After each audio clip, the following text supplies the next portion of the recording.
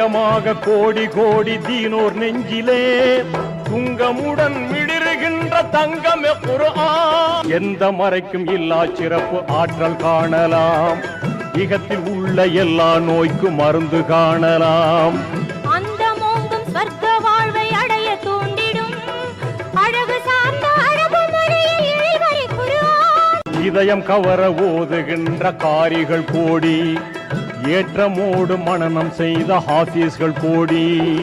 உதயமாகும் கிழக்கு தொட்டு மேற்கு நாடெல்லாம் உயர்வு நாதம் முழங்குகின்ற பயன்மறை குர்ஆன்.